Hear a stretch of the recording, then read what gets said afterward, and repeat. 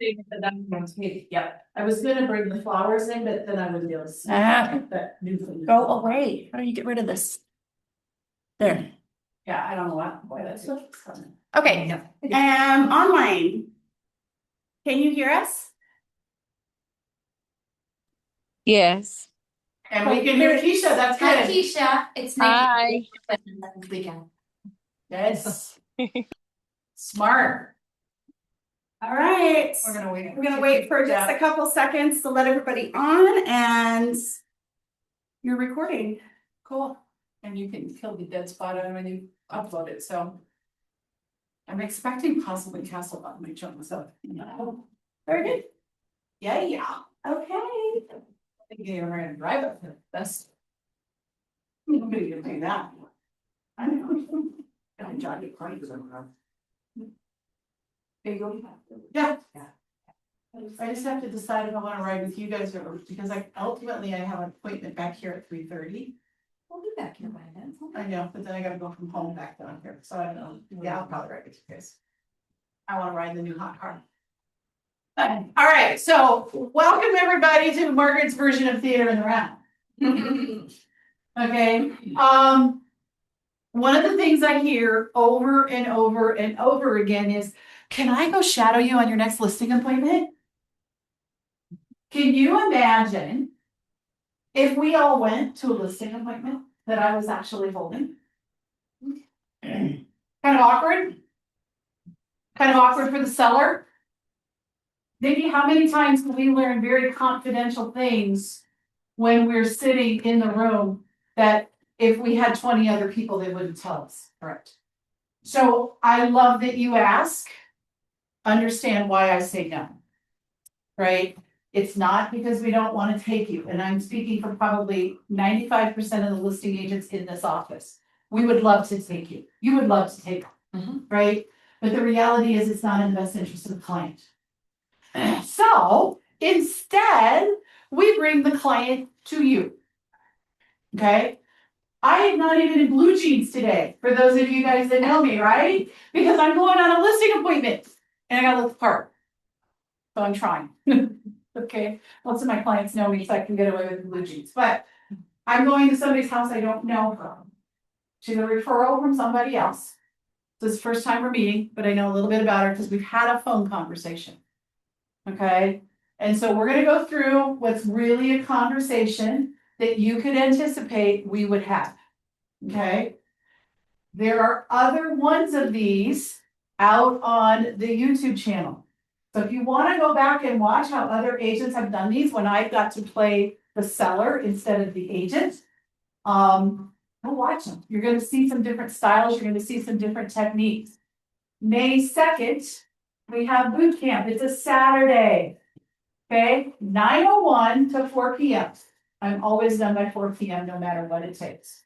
I promise you this, there will be Dunkin' Donuts, there will be lunch, and there will be a whole lot of learning, including getting to watch my good friend and coach, Jeff, who sells over 100 homes a year himself, do his listing consultation and his buyer consultation. A lot of what Jeff does, you see me do, but there's a lot of things that are market. Okay.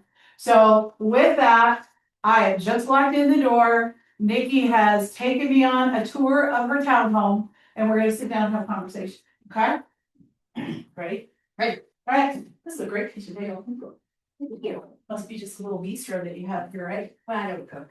That works. That works. That's another takeout. Yeah, well, that absolutely works. So Nikki, well, so thank you so much for calling me, and you have a great townhome here. And so what I'd like to do is kind of just take some time to reconfirm some of the things that we talked about on the phone. And so you've been here for about 10 years. I have. Okay, how have you loved it? I've loved it, and as you can see, I mean, I've taken such great care of this place. I mean, someone is going to absolutely love it. Absolutely. I've updated the bathroom, and it's so well taken care of. Yes, definitely, absolutely, for sure. And you love being so close to the lake, right? I do. It's perfect location, and I'm on an in unit. I mean, these are so desirable. Absolutely. Well, there's not a lot of them that have sold in the last couple of years, so That's very true. So that gives us some good advantage. And let me verify, you are moving out of state, right? I am, so my son is an actor in New York City, just landed his first big role, and I just retired, so I want to move to New York and just be able to see him on Broadway, and so this is an emotional move. I love my place here, but I'm ready to be in New York, and as you know, New York is so expensive that we've got to get every dime out of this house we can. Well, I can get you every dime that's possible, so that we can absolutely do. So what show is he in? He's in Moulin Rouge. No way. Yes. That is amazing. Congratulations Yeah. to you. I really. Wow. Someday. This is kind of true. Come on, we kind of had. I know. Take out of role play. We had to have a little fun with Yes. this, all right? It's not all real. He's in Mamma Mia in the wine country this summer. So. There we go. There we for that. Okay, so you've lived here for 10 years. I know you talked about, you've done some updates, like you've updated the counters. We still have the original builder cabinetry itself, but we've done the That counters. might be painted. Well, yeah, it's that honey oak. I think Right. people can look past that. Sure, some people, if they have an imagination, right? Absolutely. So tell me, how long ago, just talking about some of the mechanicals of the townhome. Now, the HOA, they cover all the exterior, is that true? Yes. So you don't have to worry about the roof. Right. That's all taken care of. Tell me, how old are the mechanicals? Like your water heater, your central air conditioning, your furnace? So I haven't replaced those. I think the originals were probably 30 years. Okay, so you've got a 30-year-old furnace, a 30-year-old AC, and you got a water heater to last 30 years? That's pretty good. I used to build them really well. They absolutely did. They absolutely did. Well, super, super, super. Well, I love this. When do you want to be in New York? Like, when is opening night? So, I mean, I'd love to be able to sell this in about 2 to 3 weeks. Okay.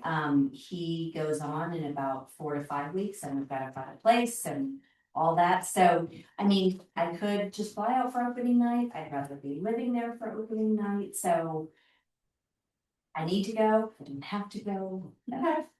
That sounds good. That sounds really, really good. Okay. Well, so we've got that. So let's start with really quickly. Are you familiar with how buyers search for properties today? I know. Not really. Okay, awesome. So what we have is that we have this beautiful thing called the internet. Okay. And as a result of the internet, they have access to so much data, right? They've got access to data that, when I bought my house back in 2000, we didn't have, right? Zillow wasn't even a thing then. And now everybody's got the app, right? And so what we're finding is buyers today are more educated than they have ever been before of what houses are, right? We're about the same age. Do you remember buying your first house and you got that book and it was black and white and had that little itty bitty picture in it? Okay, that doesn't happen anymore, right? A buyer can walk in and they can almost have a feel for what your house is today and never even have to set foot into it. So we want to make sure that we're taking those things into consideration in everything that we do, including pricing, including presentation, including this marketing work that we're going to do that we're going to talk. Okay. So when buyers shop today, there used to be a myth, well, I'm going to take this $400,000 house, if I can just make up some numbers, and I'm going to list it for $399,999. That used to be what we did with the black book. Okay. But in today's world, our buyers will search in ranges. And they will pick those ranges based on what their pre-approval letter is, what their budget is, but they never shop, they rarely shop to the very top of the budget. Okay. And so what they'll do is if we've got somebody that's pre-approved, say for $450 or $430, they might only shop up to a max of $400,000. Okay. Or they might shop up to $425. Or you might have somebody who says, well, I want to go to like $475, but I want to look at what I can get for $400. Okay. So what we find is when people shop on what I call the quarters, they're going to search $375 to $425, $400 to $450, $450 to $500. Okay. So as we're considering pricing your property, we're going to want to take into consideration the searching habits of today's buyer. Okay. Now, when it comes to pricing, There's also basically 3 strategies that sellers will use. Are you familiar with those? Not at all. May I explain? Yes, please. Okay, so one strategy is I'm gonna price it high because I always have room to come down. I gotta have Right. room to negotiate, Yes. okay? Makes sense, right? Yes. Okay, and there can be a fallacy in that. And what I mean by that is those buyers that are super smart today, they know what a $450,000 house looks like. Mhm. And so if you were to take 450 and list your house, say at 450 using our examples, and it's really maybe 405, 410, somewhere in that range, 415. They're gonna look at your house listed at 450 and compare it to every other house that's listed at 450, 455, 460. And they're gonna say, that doesn't look as nice as any of the other ones. Wouldn't they come in and just make me an offer? Well, we would hope, but the reality is if they're looking for a $450,000 house, yours doesn't look like a $450,000 house, it's really 415. Yeah. So they're not gonna come look at it, okay? And then you're gonna have what we call days on market. Are you familiar with that? So days on market is a measurement from the time you activate your listing in the MLS, it counts the number of days that you're on the market. And do you remember when you bought this house, some of the questions you asked your agent back in the day? I was just so excited to buy it. I don't know that I asked many. Okay, that's fair. We see some buyers But like maybe, that but today. maybe, you know, what did the other one sell for, or is this a right price for my house? Yeah, and another question would be, how long has it been on the market? Yeah. Okay, and so when your house is sat on the market, our current average days on market in the Denver metro area are about 17. Right. Okay, if you've been sitting on the market for 30, 45 days. And somebody does come to see the house and they ask that question, what might they assume about your house? Something's wrong with it. Yeah, exactly, right? So if you start too high, what our sellers see who take that approach of, I'm gonna price it high so I have room to negotiate. Well, nobody comes to see your house because it doesn't look like the other homes in that price point. You don't have anything to negotiate. Mhm. And then when you bring the price down to where you should have started, and then they start asking the questions, well, how long has it been on the market? And then they go, well, gee, if it's been on the market for 45 days, I wonder what's wrong with it. Right. They don't come see your house either. Okay? The other strategy is let's price it low, let's create a bidding war. Are Okay. they still happening right now? They are in some situations, right? If you price a house appropriately, absolutely, we can create an environment of multiple offers.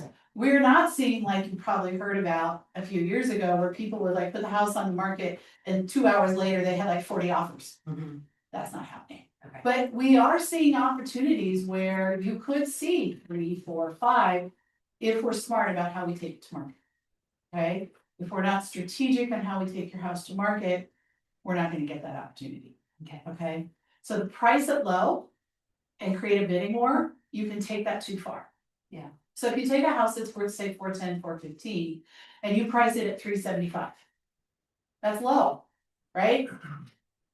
Well, so the people that are shopping for $375,000 homes are gonna see this home that's so much nicer than every other $375,000 house. What are they gonna think? Something wrong with it? Yeah.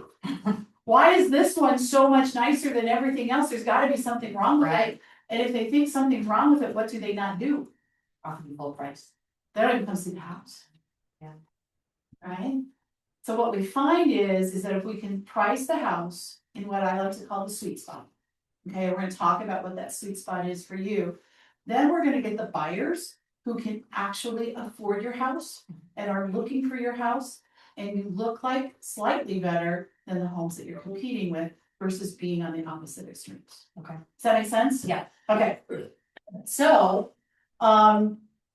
one of the things you mentioned when you were looking for a home is that you were asking your agent, is this a fair price? Or what have other homes in the neighborhood sold for? When we're on the seller side of this, we want to use that same data to take a look at what's happening in the neighborhood. So I pulled together some information, and so I thought I would share it with you really quickly. And so let me just pull this out. So let me just verify a couple of things about your house. So your house is about 1,400 square feet above Yeah. upstairs, right? Yeah. And then basement is the same size, but only about half of it is finished. Right. Okay, And we've got the 2-car garage, Yes. right? And we've got the yacht club, and you were built in 1995, which is when all of them are gonna be. Okay, super. So we wanna find homes that are in this same price, in this same size. Now, you've got the ranch model. Some of these other ones are 2 stories, right? And then over the way, we got condos. We don't even care about condos, okay, right? We're also not gonna look at the single family homes that are right on the lake that are over $1 million, right? Because that's not what we have. So we wanna look at homes that are like yours in the same area. And so I was able to find here in the yacht club, Do you compare my houses to 2 stories? not if I don't have to, Okay. okay? Because the buyer who's looking for a ranch is typically different than the buyer who's looking for a 2-story, Okay. right? And at our age, we kind of like the ranches, Mm-hmm. right? So, that's probably who our buyer, whoever you were 10 years ago is probably who our buyer's gonna be, okay? Makes sense. So when I look at this, you can see that this goes all the way back to the beginning of 25. Mhm. Because there's not a lot of activity here in your neighborhood, I had to go back farther than I normally would. An appraiser's only gonna look in the last 6 months, but I wanted the overall data to kind of see where we were. Okay. And you can see, as you look across here, you've got days on market. Remember, we talked Yeah. about them being the enemy. You have everything from 8 days to 134 days on the market. Wow. Well, I look- wouldn't think that long. No, he'll be like off to the Off next guard. show by then, right? So this 134 days on market, I just want to show you what happens when you list it too high. They started at 440, followed the market down, and they actually didn't close. And when they finally did, they only got 420. So they only got 95% of the price that they were asking for, Mhm. right? Now you look at this one that sold in 8 days, who took a more aggressive strategy on the price point and stayed kind of in that sweet spot. They were on the market for 8 days. They started at, ironically, an interesting number, 434.9, but look what they closed at, 438, and they got 101%. So they sold quickly, and they got their asking price. Absolutely huge when you're thinking about how you want to price your home, Right. okay? Because ultimately, that's your choice. But where theirs is massive money. Well, we can actually look at the pictures on it, and take a look at them. Yeah, we can But I really absolutely. think mine is probably prettier than any of these. Okay, well, let's take a look. You will see that, you will Sorry. see, yeah, stop it, okay? So you can see the range though, right? We had some that sold as low as 355. Okay. Now, those were, I'm reading it upside down. They were about the same size, but they did not have the finished basement space, Okay. right? So those ones that sold under 400, that's the basement, that's the difference. This one at 355, no, it did not look, does not look as nice as yours. We don't even want to look at pictures on that, okay? Then these ones that sold up here, your highest one sold for 445. It did sell in 10 days. They didn't get full, they started at 455, but fortunately they were close enough that they got somebody to come look and get it under contract in 10 days, Mhm. okay? This one is a little bit bigger than yours. The finished basement is not there, but it has been completely remodeled. All new cabinets, all new flooring, all new HVAC, all the things, right? The buyers usually want to come in and redo it themselves, or do they want something that's already just moving around right now? In this price point, it depends, right? HGTV has not been our friend, right? Everybody thinks that every house should be, top of the line, everything, and if they can't, if it's not that way now, they don't want it. So you have that buyer, but your buyer is probably going to be somebody who's willing to say, I can live with this the way it is, because it's very livable, it's very pretty. It's got some places where it can be updated to more current standards, but they're willing to live there because they can afford it. Okay. Right? So we don't know who the buyer is gonna be, but at this price point, you're probably looking at somebody who's not looking for 100% and ready to just be able to spend that money. Right? If we were looking in your 900 to $1 million home, yeah, they got the bankroll to be able to do that. These guys are just strapping to get their first payment, That makes sense. right? Yeah. So when we look at these, okay, so let's take a look at this one that It's my favorite one to show you. And it is actually the one that sold. Here's the one that is exactly your floor plan. So let's pull this one out of the list. Now, I'm gonna jump on a role play really quick. Normally, I would go through more of these. I'm not doing them all because we'll be here all day and none of you want that. Okay, so let's take a look at this one, Nikki. So this one sold in August of 2025. Okay, and the market over the last year has been relatively stable. It hasn't really, you'll remember back right after you bought the house, the housing market went whoosh, right? You paid 180 for this house and now look at you, right? Good investment. And so this one is the exact same as yours. It only has 54 square feet finished. I don't even know what they're considering finished. Interesting. Yeah, right? However, you can see they've completely gutted the kitchen. They've completely updated everything in it, right? And this is what buyers are going to be comparing you to. Okay, so as we look at that, we're going to want to keep that in mind. Okay, so now we've gone through all of these. And if you were a buyer today and you were considering purchasing this home based on these numbers, what would you offer to pay for your home? I think somebody would wanna pay $450. But what would you pay? Based on what you're seeing here, where the most identical ones in condition Right. are in that 420, 400. Now we make some adjustments for some condition, 405. Here's one that was 425, but that was almost a year and a half ago. Yeah. So if you think, if I put your buyer hat on you, if you were gonna write the check, what would you pay? Probably 425. Probably 425. Okay, do you think that the buyers will think like you? Probably, but I really need every dime I can to move to New York. Can't we? I understand, so here's what I'm gonna say. Remember that days on market? Yes. Remember this one that only got 95% of the value? Yeah. Do you wanna wait for 140 days to get it, to work it down? The reality is, had they priced it aggressively, they probably would have got a little more. Probably not worth the 25,000 to just keep sitting. Exactly, exactly.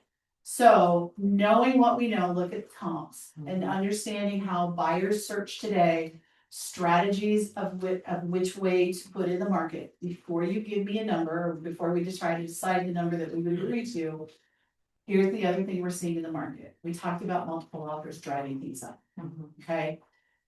If we're in that 415, 425 range, which we're probably pretty close, right? Would you rather sit at 425 and wait a little longer and have to come down? Or when my stager comes in and just enhances what you've already done here, which she's fabulous at. If we listed it on the lower end of our range and we ended up with multiple offers, and here's what I know, multiple offers will always drive the price more than without multiple offers. And the market will always correct you if you're slightly low. It'll correct you if you're high too, but you don't wanna sit and wait for that to happen. So, question for you, if I decide to take less for my house, is your commission go down? But we're gonna talk Because about, you don't work as long? You don't work as fast? Okay. well, we're gonna talk about that when we get to the compensation piece, right? However, I will say this, compensation, if you win, I win. Okay, because we're partners, okay? And so I wanna sell your house for the most amount of money possible, because then we both are gonna walk away from that closing table happy. But we're gonna dive into that in a little bit, is that fair? Yes. Okay, awesome. Okay, so knowing that our sweet spot is in that 415, 420, 25 range, where would you price your house? If you wanted to get it done quickly, competitively, and you know you can drive it up. So but you said you always price it on the quarter, so would we do 425? Cause I don't wanna go down to 4. We could go to 425. I'd have no problem with that. Can I tell you a story? Yes. So a couple of weekends ago, another agent on my team listed a house, and they were sitting, this particular house was, the sweet spot was probably in that 535, 540 range. Easily could have listed it at 515. They decided because they wanted to get it done quickly, they listed it at 5.25. They had 7 offers, and they ultimately got 5.55. Wow. They could have listed it at that 5.50, right? They probably still would have got an offer, but it probably would have ultimately been less than what they ended up with, because there's another offer. Oh, I gotta bid a little more. And then that eBay, that auction effect takes effect. And so that particular seller experienced the same hesitance you're having of, I don't wanna price it too low, I don't wanna leave money on the table. And if I called him up right now, he'd say, it was the smartest thing I ever did. Yeah, So it's up to you what you wanna do. I think I would rather go 420 because some of my, home systems are a little bit older. That would give me a little room to give them some money if they needed, if something comes up in an inspection. Great point. Here's another way we can mitigate that. Are you familiar with home warranties? Only when I'm an owner, no. Okay, so a home warranty is basically that. It's kind of like having health insurance, except it's for the house. And we could offer upfront a home warranty, right? And the cost on that for a townhome like yours for 1 year would be under $500. Okay, so super It's a inexpensive. lot cheaper than buying another one. Lot cheaper than buying a new furnace, Yeah. right? Exactly, right? So we could offer upfront a home warranty. Then the buyers are gonna know that it's an older system, where you've already had it cleaned and serviced for the season. So they're gonna see that you take care of things, right? It's clean, even though it's 30 years old, it's working. Your HVAC guy wrote on here, functioning great, right? No repairs needed. But yeah, a new buyer's gonna be like, yeah, but it's 30 years old, it could fail. Right. So if we gave them a home warranty, in the event it failed in that first year, or if you wanted to offer 2, we could look at that too. Those are gonna be probably under $900. Okay. But then they have the comfort to know that if something breaks in the house, and the warranty is gonna cover more than just the HVAC, it's gonna cover the appliances, it's gonna cover some of the electrical stuff, if the socket goes out, it'll cover garage door openers, all those things. If something happens, they've got like a copay to help offset some of the I like cost of that repairs. idea. So we could offer that in the MLS right up front. We'll do questions when I'm done. Okay, so we will do that. Okay, I think that would be a good strategy. So we're gonna go. You wanna go 420? I think 420 and offer a warranty right out of the gate. You're not worried about the quarters missing some eyeballs on your house? No, I'm good either way. I think they'll be looking up to 425 for my kind of house. Okay, and you don't think people that would start at 425 would look at your house? I don't know. So you want me to go to 425? We could, or we could be aggressive and go to 400 and get this thing done. 1 weekend of showings and you're done. I don't want to go that low. Okay, I'm good at 420. Okay. 420 it is. Okay. Okay, awesome. All right, well, now that we've decided on a price, okay, because that's the hard part. Right. You feeling better now? Yes. It's the sweat bullets are like your shoulders are feeling better and Yes. all of that kind of stuff. So good. So I saw that you had this here. Did you get a chance to look at our seller's guide on just some of the things that we've looked at? Okay, awesome. I brought an extra one, but we definitely don't need it. So you asked the question about what do I do? Like, how hard do I work? Right. Okay, and so what I'd like to do is I'd like to go through with you what we call our marketing plan.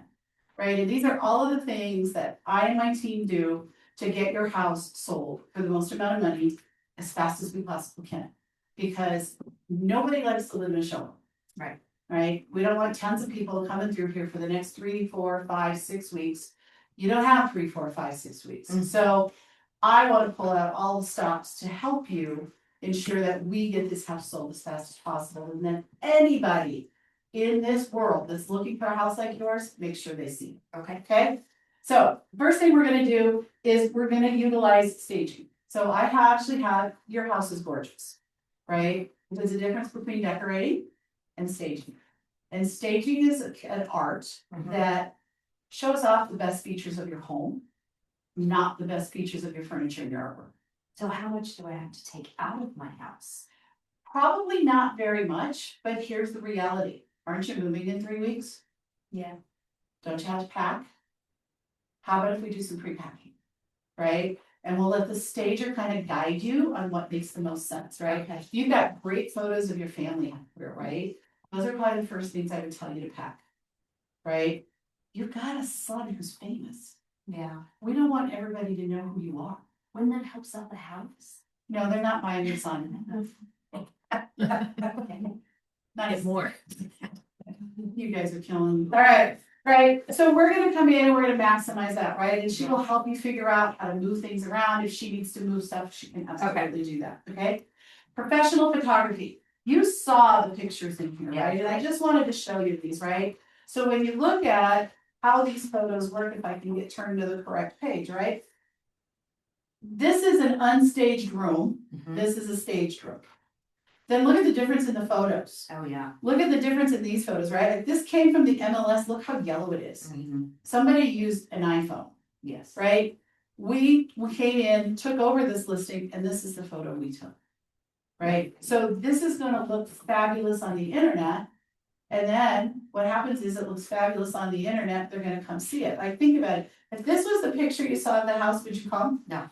If this was the picture, would you come? Yes. Yeah. Yeah. It's sharp, it's Bright, bright, it's yeah. bright, it's lots of natural light. Your skylights in this house are gonna show off so well, right? So that's some of the things we do, okay? Okay, I take pictures. You've seen them on Facebook, but my iPhone pictures don't look like that. So we wanna make sure that we're using the best photography. The other thing we include in that photography package is we know that the number 2 thing that buyers look at online is floor plans. So we will actually put a floor plan into the photos so people can see exactly how the house lays out. Okay. And actually it will show them the square footage of each room so they can Oh, get an nice. idea if the 10-foot sofa will. Yeah. Okay, which it will in this room. We're gonna put a sign out front as long as the HOA allows it. Okay, I think this HOA will allow me to put a big sign up. If not, worst case, we'll put one in the window. Okay. Okay. We're gonna use the MLS. Okay, so now I'm gonna stop. So we have an entire marketing plan. You guys are gonna want your own marketing plan. I'm not going through all of these steps today. Is that fair? Right? So Nikki, when you look at all of the things, right? All of these things, you look at the social media presence that we're going to do, the open house strategies that we're using, and all of these. Can you see how we're gonna get the most amount of buyers to find your home? Yeah. And you do the same amount of work no matter what we list for. Exactly. Yeah. Exactly. I get it. Exactly. So this is a great plan. We're very successful with it, as you've seen in the results that we have. So that's the marketing plan that we're gonna use to get your home sold. Okay. All right? Like it. I like it too. I like it a lot. Okay. So you mentioned compensation earlier, right? And you know, my daddy used to say you get what you pay for. Yeah. Okay, so let me ask you this question first. What do you know about how compensation is paid to brokers today? So I've heard just some different things, but Okay. I did hear that now I don't have to pay for a buyer's agent. Okay, yep, you don't have So I to, just pay you and then they pay for their agent now. possibly. Okay, I got it. I didn't stage as well enough to have those pre-opened. Okay, so there's some truth to that. When you bought your home, did you pay for the agent? No, but kind of when I bought the house, I paid so much for the house that some of that money went back to my agent. Absolutely, right? Yeah. So let me share with you, if it's okay, how compensation has evolved over history. Okay, so back even 3 years ago, and back when you bought your house, what typically happened is the listing agent and the seller would sit down just like we are today. And they would say, we're willing to pay X amount of compensation. A competitive rate has always been that magic 6%, something that you've probably heard across the country, right? And that 6% would be split between the buyer's agent and the listing agent. That's just how it works. And that compensation rate, what it turned out to be, was always advertised in the MLS. Well, a few years ago, there was some people who didn't feel that that was fair. And they actually filed a lawsuit. And the feeling that it wasn't fair was that the buyers didn't feel that they had a choice in how much their buyer's agent got paid. There was a lack of transparency on the buy side. Like you probably have no idea how much your buyer's agent got paid, and honestly, you don't care. No. Okay, However, some people did, and so as a result of that, there was a settlement between the National Association of Realtors, which I'm a member of, and the Department of Justice. And that was that we're no longer advertising buyer broker compensation through the MLS. Okay? And the buyers can negotiate with their buyer broker how much that buyer's broker is gonna get paid. Okay, and they will sign an agreement before they come out looking at houses as to how much they think that buyer broker is gonna get paid. Okay, That compensation is typically competitively in our market, somewhere between 2.5% and 3%. That's what we're seeing today, okay? Now, fast forward, we didn't know what that was gonna look like. Like, we didn't know if that meant for you, the sellers, were your prices gonna come down by 3%? Or, what was gonna happen, and what we found was, things didn't really change much. Because if you think about the buyer of your house, probably a first time buyer, do they really have an extra 3% to pay their broker? no, No, they don't. And so what we're seeing in over 95% of the contracts that we're looking at that have happened since this change in 2024 is that the seller is still paying the buyer broker compensation on the settlement statement. So the reality is it hasn't changed. are they still paying as much? Yeah, it hasn't really changed much. Actually, in some parts of the country, it's actually gone up. Wow. Right? So what a lot of sellers are doing is they can negotiate and they can do whatever they want, right? You can say, I'm not offering upfront anything to the buyer brokers, and let's just see what the offers come in at. Because we might get a lousy buyer broker who only charges 2% and then I make more money. Okay, that's possible. Or you could see one that comes in at 3%, but if the purchase price on the home makes sense, you're like, going, okay, I can do that too. We can do that and not offer anything upfront. Or we can take a different stance on it, and I'm just gonna tell you right now, I don't care what you do. Okay?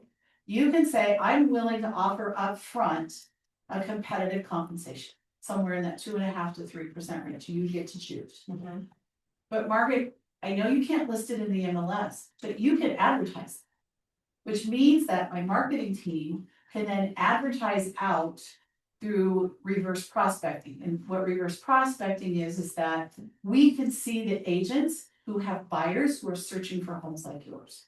Okay, so we can send emails to those buyer brokers and say, this seller's offering X% in buyer broker compensation. Because if they have a buyer who's saying, we can't afford it, don't show us houses we can't afford, we're gonna entice those guys to come and see your house because they know up front. So you can take the stand of, we'll just negotiate everything and I don't wanna offer anything up front. I'm good with that. Or knowing that we have a 95% chance of paying it anyway, using it as a marketing tool to move your house faster. We can go either way.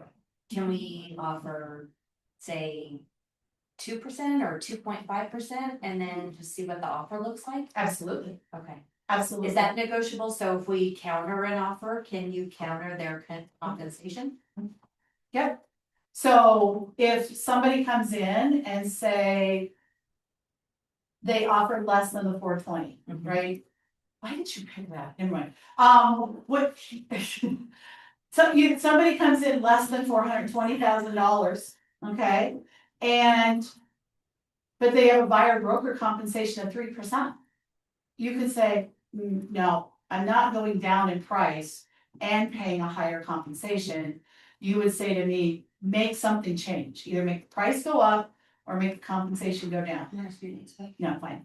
And then I will make a phone call with the buyer broker and we can say, okay, look, we really like your offer. We're off just a little bit of this amount. My seller's willing to take this one of two ways. Which way would your buyer like to see it? And then we can either counter a higher price and the 3%, or we could do the 420 and then drop it to 2.8 or 2.5, whatever the math makes sense when we So look what at it. would you suggest?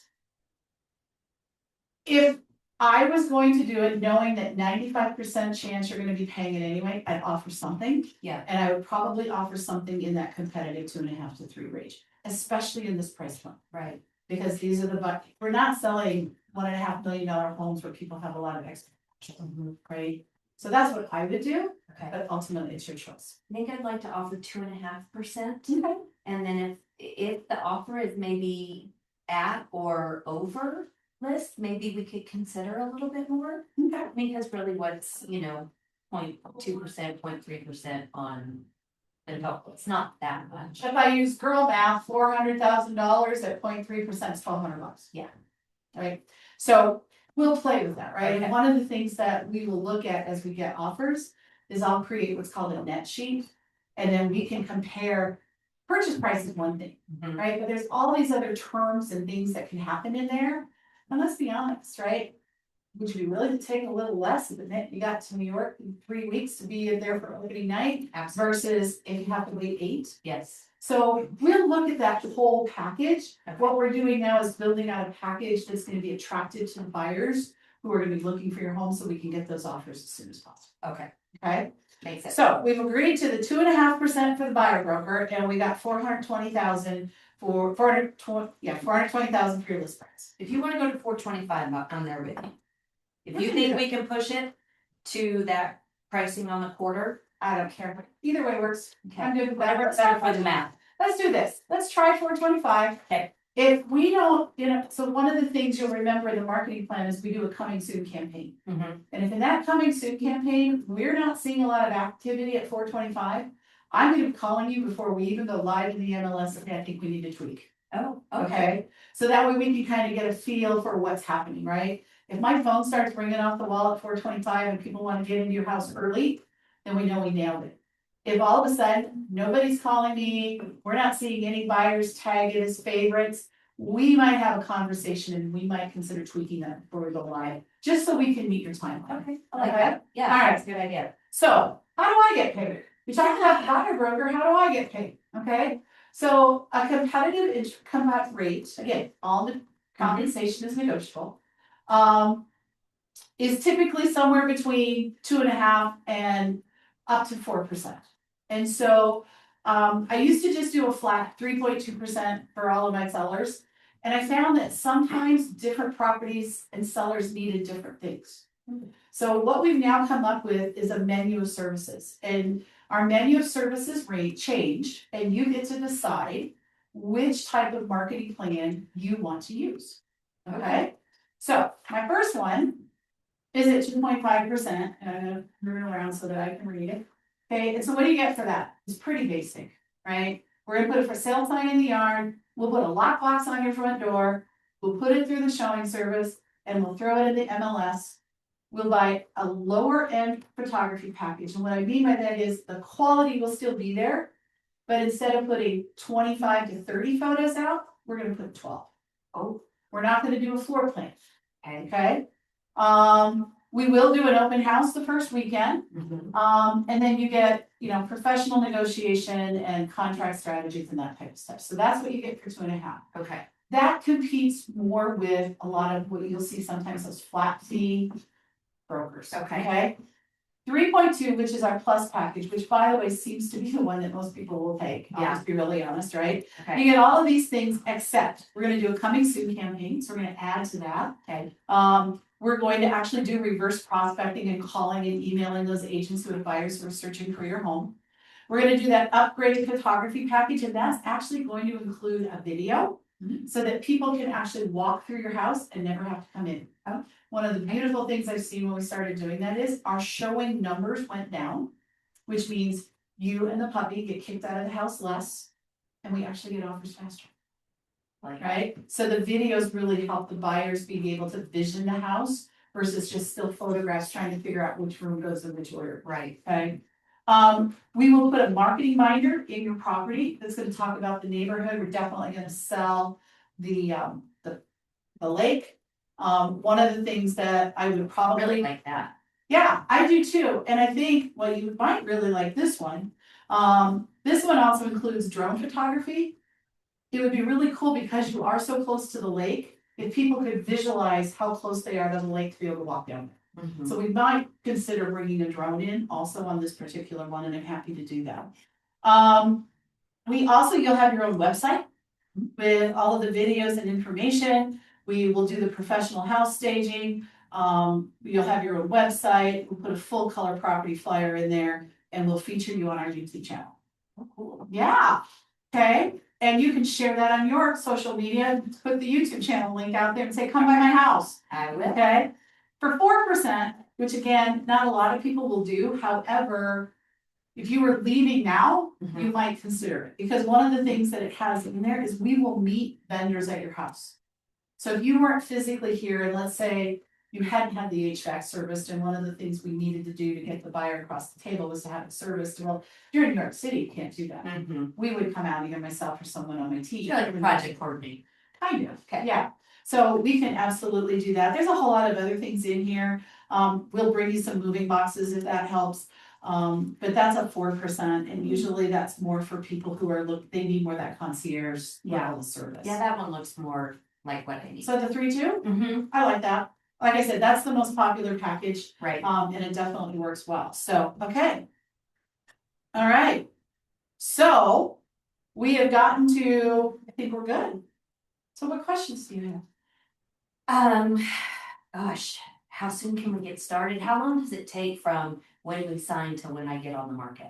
So it normally takes us about a week. Okay. Okay, I can coordinate with my stager to get out here the next couple of days.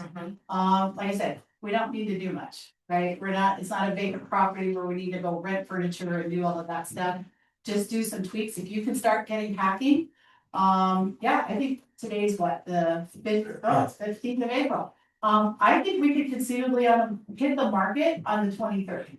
Okay. So I like hitting the market on a Thursday, because then the people who are going to go look at houses over the weekend are setting their tour schedules up on either what they see Thursday night or Friday. And do I have an open house? Do you do an open house on my house? Yeah, Okay. we would absolutely do it. Are you happen to be going to New York that weekend? I will.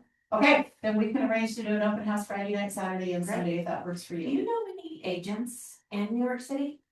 Well, I do. Do you? Do you want some help? I would love it if you could introduce me to a good agent. Yep, can absolutely do that for you. Absolutely. Let me get a couple of names for you. I know a couple of them out there, That'd be so great. I'll text that. Because I just, go online and I just see that I'd rather get somebody, if you know a good one. Yeah, absolutely. Okay. Absolutely. All right, so what other questions do you have? What are your thoughts on how fast this will sell? Well, I wish I had a crystal ball Yeah. that will tell us exactly what's gonna happen. Like I said, we'll have a really good feel, with that coming soon campaign, getting it up there soon as we possibly can. I do think we would probably see offers if we were to list it a little less than 425, 420. I think you would see a better activity. But on the same token, we can test the market, and if we go, it didn't work, as long as we flip it really quick, we can get it done. I like the idea of the coming soon. So let's see Okay. what kind of interest we get that, before we hit the market, and then we can tweak it if we need to. Awesome. All right. Well, if you don't have any other questions, I just have one. What's that? Are you ready to put me to work? Let's do it. Okay. All right. So here's what's gonna happen next. Okay. Okay. I'm gonna go put together the paperwork where you officially hire me. And that will include all of the terms that we wrote down here. Appliances, are you taking your washer and dryer, or are you leaving those here? Those are so expensive and heavy to move across country. I really love them.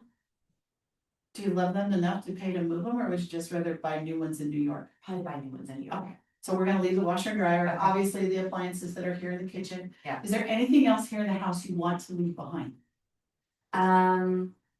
Probably there's some furniture, because I don't know where I'm moving, so I don't know what will fit. Do you think they'll want all my furniture? Not typically, but we can actually let people know that you would consider selling pieces of the furniture. Okay. And if you have like certain items that you definitely would be willing to sell versus ones you're literally taking with you, like those family heirlooms you're probably taking. We could make a flyer that we put here in the property that says seller will consider leaving these here for these price points, or who knows, if it's the right offer, you might just say, Merry Christmas. Okay. Welcome home, right? I mean, that happens too sometimes, so we can figure out exactly how we want to do that. All right, sounds good. All right, so I'll do the paperwork. I will arrange for the stager. She will call you and schedule that. I let her do that piece of it. Okay. And then we'll send you an email with a timeline on when everything's gonna happen, because we want to get the photographer out here. But for now, go to Home Depot, get your boxes. If you're not taking it to New York, make it go away now. Okay. Okay? Alright, I look forward Sounds to doing good. business with you. Thank you so Thank much. you. I feel very confident about going forward. Awesome, Thank you. alright. Oh, that's about right. Okay, all of you that have always said, Margaret, will you do your listing presentation? There you go. Alright, so what questions do you have? Yes, Karen. How do you advertise you're coming soon? What? Tell me. MLS.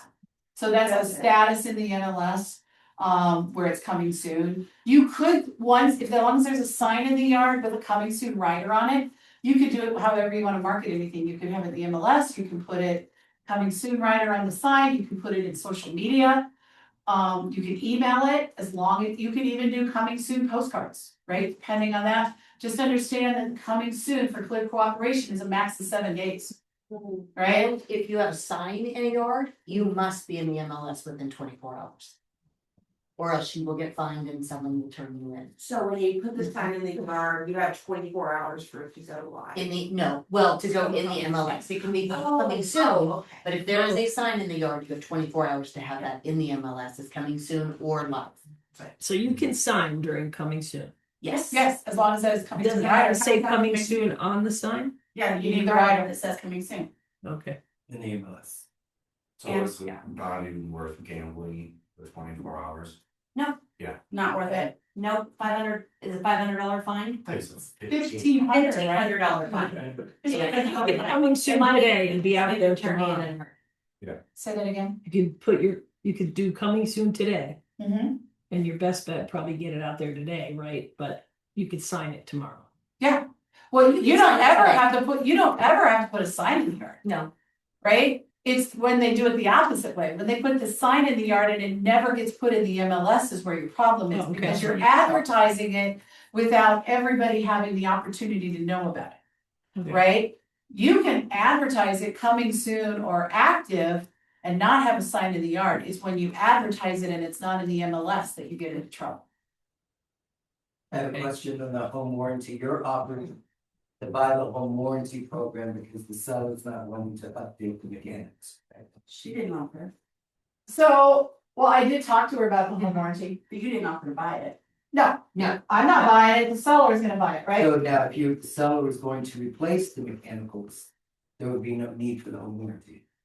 Depends, right? But it's a strategy. Yeah. To actually. Take off, what we were trying to take off the table was the fact that we had 30-year-old furnace, 20-year-old, by the way, it was a truly 20-year-old AC and a 12-year-old water heater. Right? All of them, by the way, you guys, we were doing my listing at the outcome. We literally were doing that property. So to offset knowing that that was going to come into an issue in inspection, by her being willing to offer a home warranty up front, would take a lot of that anxiety off of the buyers, right? So it was a strategic move to make this easier on the seller. and a $500 home warranty, is so much cheaper than replacing the HVAC and a water heater, and, cause it's all gonna come up with inspection. And then they're gonna take $5,000 off and more money and, sorry, should I not be talking? No, you're good. I mean, you are the number one, half of the number one team in the state of Colorado. You guys should have been doing the listing, but everyone's been wanting me, so But next, I love, next year Amanda and Nikki are doing this. but what's great is everybody does it differently, and she does things that totally make sense, and we never even considered or been open to, and it makes sense when she presents it to me, I'm like, oh, well, yeah, that's pretty good. But everybody does it differently, and you kind of get set in your ways, but it's always good to hear new ideas. Yep. Which is why you guys go out to the YouTube channel. We will now have 3 listing presentations out there. One from 2023, one from 2025, and now this one from 2026. Right? And so you can see the different styles, right? Then you come to boot camp and watch Jeff do it, and it's a slightly different style. Although those of you that are familiar with Jeff, did you realize how much of that was his scripts? And to me, Jeff is so fast. Like ours, so much of it is creating a personal relationship. Yeah. And that's what takes ours forever. Right. I think. But we build that when we're walking through the house, which we weren't gonna show that today, but the actual conversation We were right at 45 minutes, right? Which is about how much long that conversation could come. That doesn't mean you're gonna be at the house for 45 minutes, right? You guys have no idea how long I spent walking through her 1,200 square foot townhouse, not very long. But we were doing that relationship building as we went, okay? Yes, sir. How would you handle like couple, for instance, because like you're one person, so you're making all the decisions. But like you have a couple that can't decide on stuff, and the other one is, what if it's like you go see somebody and they're going through a divorce and they hate each other and then sell their house. Well, so that's a multi-layer. So first of all, hey Dee, slide up. Come up here to the table, Dee. Come on up to the table. You're gonna be married to Nick. Sit next. I'll make divorce in here. No.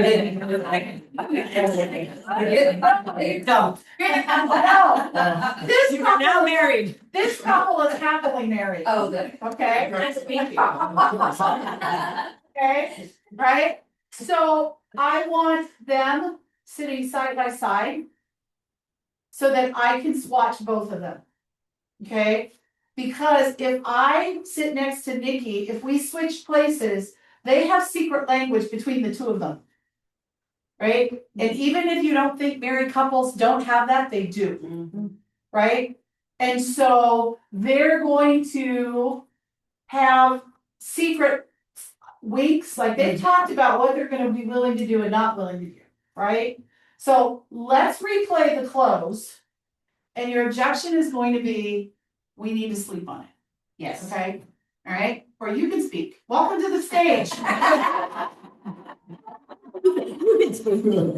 Okay, so we've agreed on the list price. We're gonna go with $425, right? You guys are both good with that. You're comfortable with the marketing plan that we're gonna be able to get the house sold in a timely manner to get you guys to New York City to watch your son do his thing. And we've agreed on the compensation rate. So if you don't have any other questions, I just have one, and that is, are you ready to put me to work? Wait, am I supposed to? Yes. Whichever one of you wants to say it. I was going to. I would like to just sleep on it and have a conversation. I don't make decisions that fast. Okay, that's fair. I completely understand it, right? This is a really big decision, right? However, here's what I've learned. The two of you are having to make this decision together. There's some things in here, you probably want to have a conversation together. Is that fair? Yes. So how about instead of you staying up all night and pretending to think about this, how about if I go outside and I make a quick phone call and you guys have a quick 5-minute conversation and then I'll come back in and see where you're at. I still don't feel comfortable. Yes, you do. Oh, I do.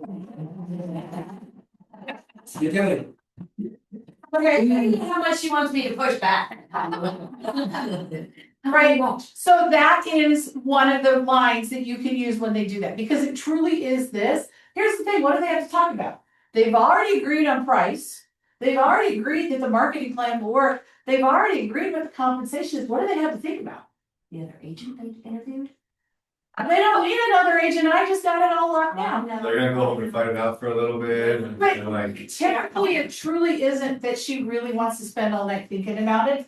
They just wanna talk together to make sure that they're truly on the same page before they sign. Without up. her listening to. Without me being part of the conversation, I right? have to say, so one thing, when you do sit down at the kitchen table to get us at the same thing, because they will always inevitably sit at their chairs that they normally sit at. Once that in and once that in. I was like, why don't I come sit over here and you guys sit next to each other? That way we're not all looking back and forth.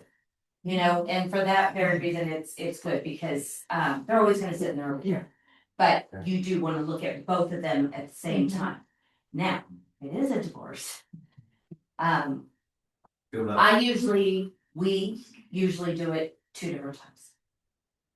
Or we do it on Zoom, or I meet with one, Amanda meets with the other. Like, there's so many different ways, and every divorce is different. Yes. If it's amicable. Yeah. You can sit down and they can have a conversation, so it's no different, right? But if they're to the point where they're not, and you guys have had a series of those, right? You absolutely have to, maybe, I like the Zoom thing. because sometimes they won't even be in the same room with each other. Right. Right? And so that has happened. Now, Debbie DeWitt will tell you the story that before her and Jim Carroll came here to the Market Center, they were competing against each other for the same listing. The woman loved Debbie and the man loved Jim. And they weren't gonna budge. They were not gonna budge. And so Debbie and Jim co-listed the property. She talked to her, he talked to him, and together they were able to work them to get them to agree, even though in this environment, they were never gonna agree because they hated each other that much, they weren't going to. And you don't have to have a team member. No. Or a partner to co-list anything, they run different brokerages. Yeah. Debbie and Jim were. So if you ever come into contact and it is a contentious, and they want their own person, if there's somebody you work well with, or even Margaret or somebody that could co-list this with you, it's not a bad idea. And I would assume if it's like sour, they bring it up on the road, right? Oh, you know before they call. Yeah. You know when they call. But I've been across the table and you thought it was amicable and then she starts bawling at the table because she's like, well, if you hadn't cheated on me, there's nothing. Oh my gosh. And now you know why I don't take money of you to listing conversation, right? It's almost like an attorney-client privilege, what you hear is that stays at that table and stays in that relationship and it gets pretty dicey. And if you get into divorces that are not amicable, you need to understand where they are in the court process. Yes. Right? Because sometimes you have to wait for the judge to order them to sell the house. Yep. So you start getting into that stuff. First of all, go take a class. Yeah. Right? Our friendly title companies teach classes on this, or at least talk to Bob or myself and let us help you through it. So we're not going to turn this into a how to list a divorce couple, but understand you can absolutely run into this. And you are allowed to represent them in the sale, as they may require a court-appointed divorce attorney, not you. Yeah. Because if one contests who you are, you have to go with somebody that neither one of you know. Right. And you have that happen. I've had that. And then you just took the referral fee. Yep. Okay. What other questions do you have? I mean, this was fast. It was fast. Yeah, Karen? So all of your vendors that you have on your marketing sheet, is that, did you arrange the price that you have with them? Like I'm thinking of like the package deals or something that you created with them, or that's just their package deals? So I don't have any vendors on here. Okay. So there aren't vendors in here. So I talked about the stager, right? So in my business, my stager's on my staff. Right? And she gets paid to do that, right? So with staging, and we're gonna have a skills lab on staging. Yep. This summer. In August, so, I think you're teaching that. I think I am. I think you are. So, that's part of our service package, but you can choose if they wanna have it staged.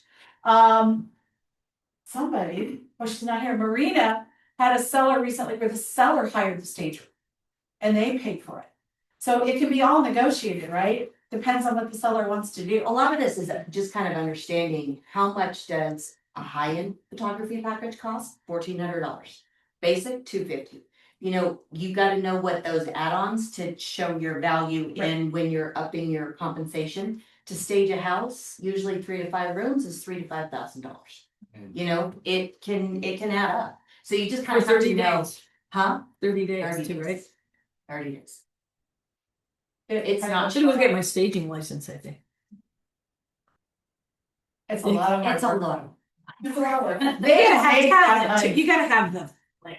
And Well, and you've got to start accumulating stuff, and then you gotta pay for your warehouse, and then you gotta pay for your 5 warehouses, and then you gotta pay.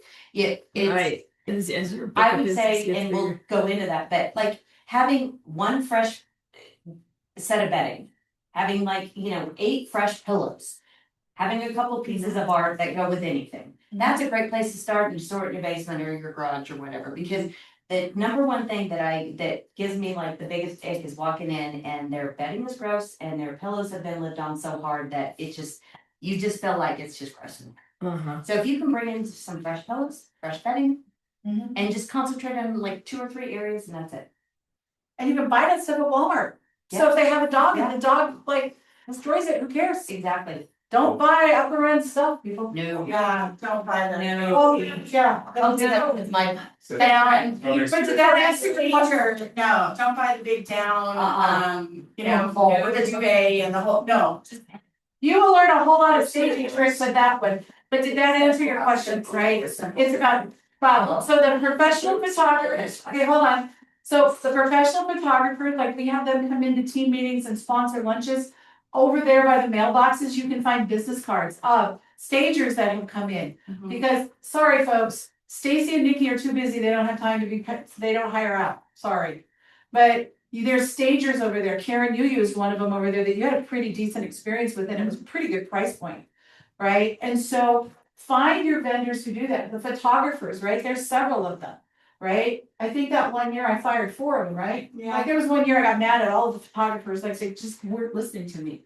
And so now we've had the same one for 3 years, right? I know you will go and you will find the people that you trust and that you like. Look at other people's listings, right? And that's how we found our current photographer. Stacy saw an agent friend of ours, loved what she was seeing online, picked up the phone and called and said, hey, Who's your I photographer? really like what you're doing. Who's the photographer you're using? Yeah. Right? The agents will share that information because if they like their vendors, they want them to stay in business, right? Right? All kinds of stuff. I have a question. Yep. Going back to the compensation discussion, and I'm not talking about what they compensate the agent, but what their option of either, not addressing the buyer agent fee and negotiating as part of the offer, or obviously, from my perspective, right, it seems like putting it out there ahead of time, because when I do reverse prospecting, I don't think anybody looks at this. I mean, I think a lot of agents don't even look what's coming in their email. So where are you really getting the benefit of promoting that they're going to pay? Because you can't put it in the MLS. Right. And can you put it on flyers? Yeah. So you can put it anywhere other than the Yes. MLS. But, so. Because we you guys don't have even- price We don't points. even address it anymore. We don't even have anybody ask anymore.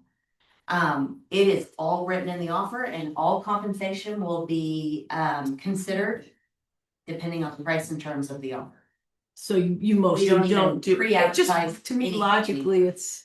Yeah. It doesn't We seem like did they're gonna at the get as beginning, much. I mean, everybody did at the beginning, because everybody was calling going, how much you offering, so I can see if I can show your house. I mean, it's changed so much since that came out. However, here's what I'm gonna tell you. If you're going to write a listing agreement, and we're gonna talk about this in the listing contract class, which by the way, I got approved to give CE credits for my contracts classes. So you now can get 3 CE credits for all of my contracts classes, so Awesome. yay, all right? Thank you, Stacy. So if you're going to write a listing agreement that does not offer upfront a buyer agent compensation, make sure that you're building in your fee, that if you end up double ending the deal, because the buyer comes in unrepresented, that you're happy with that payment. Yep. So in this scenario, if she would have said, well, I don't want to offer anything on the buy side, I would have been, that's fine. Because I don't care. I really don't care. But then when she says, I want to pay you the 3.2 off of your menu and services, I'm gonna say, that's great. So Nikki, we're gonna make one adjustment and you do it with additional provisions. And it says that in the event I bring the buyer, the overall compensation just went up to 5 or 2, whatever I'm going to do. Because if I don't put that in there and there's 0 in the buyer agent compensation, I'm doing both sides for 3.2. Yeah. Yeah. Okay. Right? And you guys are business people, right? And it is not fun to have both sides of the transaction where one's an agent and one's a customer. We do always write the contract with them with some sort of compensation. We just don't tell the other agent. Unless they call and ask. They don't call and ask. so- They don't Yeah. ask. So when you So you encourage your seller to, The least amount Upfront. we usually will put is 2%. We'll say, look, 95% of the buyer or the sellers out there are still offering compensation. You know, if you're not, there's a lot of people that cannot pay it. We would suggest you offer some sort of compensation. And the very minimum we've ever got is 2% to write in the contract. But then if we have ever done like a double-ended deal, we just didn't amend it instead. and you just left that at 2. Mhm. Whatever they had in there, basically. But if you go in with 0 on the buyer agent comp, you're going to cause yourself a financial problem if you haven't protected yourself. So when I write ours, right, like in this scenario, we would have had, you said 2.5. So 3,225, our total would have been 5,7 with a 2.5. And I might have said to Nikki, she didn't ask it, but if she would have said, well, yeah, but what if you bring the buyer, do I get a discount? And that is a very common question to get. I would have put in additional provisions that in the event I have the buyer also, the total compensation might go down to 4.7 or 5. So that it's not the total 5.7, but it's a little bit of a break, but I'm not gonna do it for free. Mhm. Because guess what? I doubled my liability. I doubled my E&O insurance, I doubled my work, and if it's a customer, it made it really hard. Yeah. Right? So again, I love the conversation that we're having, right? Because these are real life things that we didn't build them all into this. And I would suggest, being newer, don't double in the deal. No. Refer that buyer out to someone else, take a referral fee, and now they have representation, because your buyer already, or your seller already agreed to pay some sort of compensation in. And you can have a contract on the buyer's side to make up the difference. Depends what it's written for, but it gets really muddy. It's 2.8, you're offering 2.5, then the seller or the buyer would make up the difference, correct? Maybe. Maybe, okay. Depends if, I mean, we always write ours that we will take 2.8 on the buy side. Mhm. If the seller is only offering 2.5, You have a business decision to make. you have a business, it's up to you. I get it. What is their situation? What is the risk of this deal falling through? Is it worth 0.3%? I get it. So we'll talk about that when we do the buyer Yeah. consultation in 2 months. Right? But we have agents in this market center who are charging 3% for their buyer value. Mhm. And they're telling the buyers up front, if the seller won't pay 3%, you will.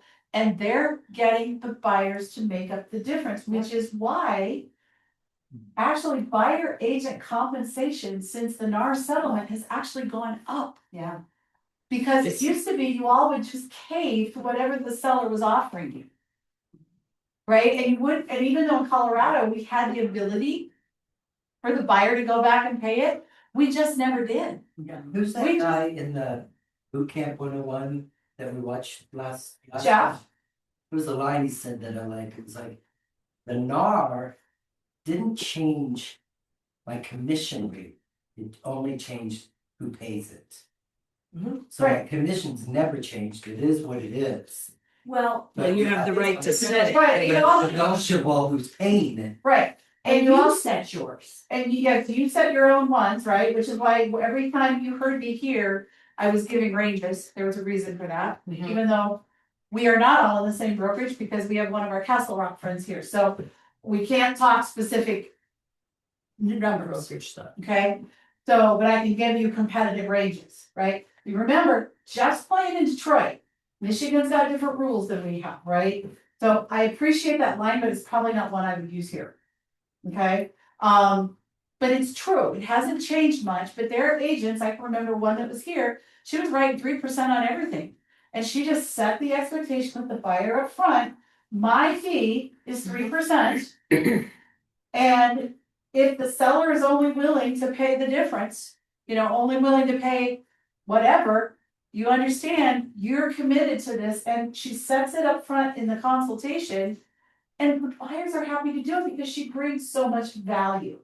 And if I was gonna tell you guys one thing, is that understand the value you bring, whether it's a seller or a buyer. You are more than the fact that you can get a lockbox code and a key. And be prepared to answer that question, Oh, yeah, because they will us. absolutely. All right, other questions about the listing presentation? Zoomland, you guys got any questions? I had a question on the whole putting the sign in front of the yard 24 hours before it's listed. Does that also apply to the post that doesn't have the sign, or is it only when your sign with your brokerage? Okay. Just the panel, just the panel. If the yard arm went in there, there's no advertising going on. They know it's coming soon, but there's nobody representing it. There's no brokerage attached to it. There's nothing. I mean, I wouldn't leave it in there for weeks, but sometimes you hire a service and they're installing the yard arm, you're bringing the panel, and they don't always coincide on the same day or two. Thank you. I have another one. Go ahead, Laura. No, that wasn't me that said that, but I'm the Castle Rock person. Hello. Hi, Laura. So I'm just absorbing right now. It's so much. So just absorbing. Okay, all right, I heard somebody else who said they had another one. Karen's Karen. Oh, it's Karen. No, I came from over there. I got it. Karen, what can I help you with? Now your video's now got your arms flailing in front of the She camera. actually brought this up in your consultation, but it doesn't always come up. But I have a listing that's going to go live, and they are down. They're downsizing basically. So he's like, hey, any of these, if somebody wants this, and you just kind of walk them through the house, basically saying, if anybody's interested in any of this, it's all for sale. So you mentioned there's ways to do that, but like, what would I normally do in that situation to be? Well, I've seen everything from, there would be a flyer in the property that says, these are the items of personal property that's coming with the house. Now, Jamie just did one where those things were part of the purchase price, right? They didn't want extra money for it. Okay, you could also do it where this, this very upper end sofa, we will sell it and this is how much money we want for it, right? So they can do it many different ways depending on what they want, right? If they want money over above the purchase price of the home, then you're gonna wanna show how much money they want for it. I've walked into houses where literally it's like going to a fancy garage sale and they've got stickers on the furniture. I'm not talking about those little garage sale stickers, but they'll put like nice tags on them, right? That they'll talk about, right? This is this brand and, blah, blah, blah, blah, blah, and it's this much money. And they'll stick it on the piece of furniture, right? I don't think there's a wrong way, Karen. Just make sure you understand what your seller wants to accomplish. If your seller is going to sell furniture and they're going to get money for it in addition to the purchase price of the home, Sale, right? and it's not a cash deal, So yes, but there's a form you need. There's a box you have to check in the contract to buy and sell that's about the fact that there is a separate agreement to purchase personal property, and it's got a price tag on it, and that money is paid in outside of the settlement statement, but at the closing table. So the buyer's bringing multiple monies. They're bringing money based on the settlement statement to buy the house, and then they're bringing a cashier's check, or that one can be really cash, and paying for the personal property. So every one of those scenarios plays a little bit differently. Lenders just don't want to see personal property included in the purchase of the home. Right. Although when I was in Summit County, that's how I sold the whole house. So That is a different situation where it's kind of like a vacation rental. Right. And that goes with Okay. it, but then you say, personal property of no value. Well, okay. and because of Summit County is why we now have a new form. So depending on how long ago it was that you did that, we got a new form about 2 to 3 years ago where you're selling the personal property in addition to the purchase price of the home. I probably got in right under the wire. Exactly. So it's because of you guys up there that we now have to fill out the second form. And because of the lender rules, right? They don't want to finance the big old snow moving truck. They're financing a house. Right. So if you're buying something like that, it has to be done outside of the settlement statement. Now, if you're buying a property and you're leaving behind a hot tub, or you're leaving behind a big old piano. They can absolutely put that into the contract to buy and sell, and as Nikki says, you add the clause of no value. Right, Okay. which means that it's not in changing the value of the home, but if you're getting into a house full of furniture. Upper end furniture like you found in Summit County, or somebody selling a snowplow up on Coal Creek.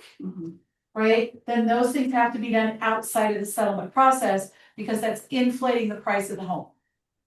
Yeah, so I don't think they'll go for the flyer thing. I think his intent is if somebody falls in love with all of the shelving in my downstairs, I'm willing to. Right. It's So always, in that it's case- always a great way to keep all of that. We always usually do it, around inspection time. It's like, just, it's kind of like we're giving them something. They were gonna see if they wanted it anyway. Let's say shelving. Shelving is a big one. And during that, we'll say, you know what, just wanted to let you know that the seller is, wanted to see if your buyers would like the shelving in the basement. And this is during like inspection, and they feel less likely to ask for Oh, many isn't that things. funny? That's what happened at my last. Right, So it can be I a know, like, negotiation tool, sneaking one it can be in. a little thing, tricky, keep in your pocket of, you're willing to do this, we're willing to, how about you want this, so Right. it can be handled all different ways. And then we've had very detailed clients, like take pictures, itemize things, and then we just send that over to the buyer and see what they want. Okay. and you can also put in the private broker remarks, seller will entertain sale of all furniture. We'll consider that, right, whatever words you wanna use, right? Or like I had one years ago where the seller did not wanna move that big grand piano. Well, my buyer didn't want it either. So we got a phone call that said, hey, would your buyer like the baby grand? We'll leave it. Now, I would have left it because I would have been excited about that. My buyer was like, no, tell him to get rid of it. And so we made him get rid of it. But had she wanted it, then the email chain would have said, the seller is giving the piano, and it's just a gift that happens right before closing. So there's a million ways to do that. So you put it in inclusion, but you say, oh, no. Yes, but if you start putting a long laundry list, like Yeah. a house that Jamie bought up in Coal Creek, where they literally these guys closed on the house New Year's Eve and had a party that night at 35. Okay. Because it was literally an Airbnb that was fully furnished. They literally just walked in with their suitcase. Right? Now that one, there was a separate personal property agreement. Right? And in that case, that seller said, I don't want any money out of it, but we still made the agreement. Because if we would have put that whole list of stuff in the contract, the lender would have gone crazy. Like, imagine 2 refrigerators, and we're talking good stuff. Washer, dryer, all. Viking, Bosch, Wolf, all of that. Dryers. Right, 2 washers and dryers, bar, fancy living room, 6-bedroom furniture's worth of stuff. No lender's gonna take that of no value stuff. So you gotta be smart and think thoughtful of how you do this stuff. If you don't know, who do you call? Someday somebody's gonna get me a Ghostbuster for you. All right, what other questions do you have about the presentation piece? I have a question. Yes, ma'am. I have a question. I guess it's more like a negotiation question than listing. Okay. So let's say you representing the buyer, and in this case, you guys are going back and forth between the 420 and 425. So let's say as the buyer, you want to offer 420, but the seller is firm on the 425. As a seller's agent, how do you present that to your client in the wordings of, 5,000 makes a difference to a seller, but as a buyer, maybe it's like $50 extra a month on your payment. It's not even that for Oh, not 5,000. even that, right? I Like, would how agree do with you the present seller, that? so I can do that. So Nikki, great news, we got an offer. Great. Okay, so it's overall, it's a very clean offer. Mhm. I verified that the buyer is qualified. And the price is a little different than what we had listed it at, but you'll remember back, we had talked about, we might be pushing that envelope just a Mhm. little bit, right? Yeah. So I have good news. The offer is at 420, okay? And they're willing to close in 2.5 weeks, which means we're gonna get you to New York City in time for opening night. And my friend in New York already has ready to show you apartments. That's awesome. So I pulled together a net sheet, and so here's what you can see is that this is an estimate, but I'm usually pretty close. So this is showing, with the 420 purchase price, and these would be your costs. This is the title insurance, recording fee. Here's the compensation rates that the contract shows. They are coming in at that 2.5 that we talked about on the buyer broker fee. So this number right here is the amount of money that you're gonna take to the bank. And what you will find is 5,000 does not represent 5,000 on a net sheet. Right. And that's why you show the net sheet, because especially if they change the closing date, that's gonna affect the amount of taxes they pay. It's gonna affect a lot of different things. So, always present that offer and the difference with a net sheet, because in their head, they're like, well, I'm stuck on this number, but once they see their takeaway, they're like, oh, well, $1,000 and I get to leave in 2 weeks, done, Yeah. Here's the other thing is that in the listing consultation, it is not uncommon for me, and I should have done it this way, so my apologies to all of you, but I will create a net sheet. And I would have created a net sheet. I really wanted her to list at 400. I don't know if you guys picked up on that, but I really wanted her to go to 400. Right? I would have given her a net sheet at 400, 415, and 425. And she would have seen that she was caught up on a number that really didn't matter that much down below. Had I done that, she probably would have let me go, but we kind of agreed we were gonna push a little hard on that. And we always bring a net sheet also, like the high, the medium, the low, of where we would list your price. We usually never ever go to the high. They will always want to push high. Of course, we try to manipulate the numbers to where we think they need to be. And it's usually in the middle, but Never do a net sheet on a price you're not willing to take the listing for. exactly. So I would never have given her a net sheet for 450, even though she had told me on the phone she wanted 450. I was okay at 425. So this is a true story. This is the listing that I just closed. I had told the seller we would be between 415 and 420.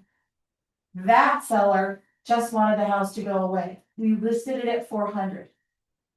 You guys, I closed at 421 cash in 3 weeks. But we had 2 offers at 425. That was why I was trying to get that story to her that another agent had that I coached to get her to go to the 400. She wouldn't bite, but she kind of did that by design. But most people are always going to push it. They always think their house is worth more than it is. Yep. I've got my first logical seller right now that I've had in like a year. That is like, we understand we do not have the nicest house in town. We do not have the granite in they get it. They're like, we just want to move on to our next place. Not, my neighbor sold for $50,000 more, and a year and a half ago. That's the majority of the people you're in together. And they always want to push the envelope. But what we have learned is the people in this market, they're not the boomers that were taught to negotiate and offer lower. We were taught to offer at or over asking. So if you can't afford it right out of the gate, you're not looking at it. And we're savvy enough to have Zillow and have HGTV and all this stuff that I know what 450 looks like. You look like 450, but you're listed at 475. I won't even go look at that. Like you said, you have more of a savvy buyer now. Well, and the buyers have been conditioned because of such low inventory, right? And Jamie, I mean, think back to 420, 421, 422, right?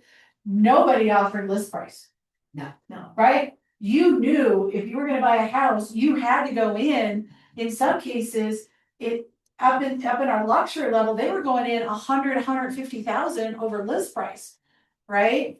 And so we've conditioned the previous market conditioned buyers for the mentality they have today, right? Which is why going too high will make the buyers sit and will ultimately cost them money.